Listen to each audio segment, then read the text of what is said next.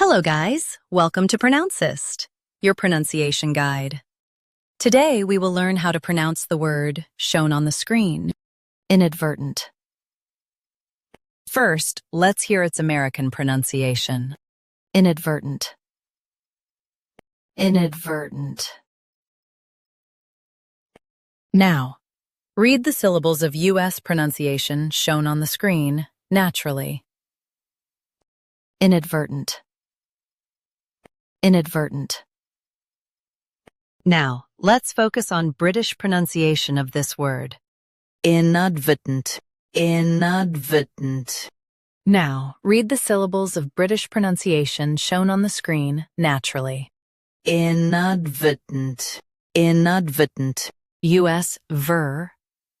UK v. Stress stays the same. Practice repeatedly and you'll soon be able to say this word perfectly. The best way to practice is to repeat the syllable multiple times. The meaning of the word is done by accident. Try repeating this word several times to improve your pronunciation.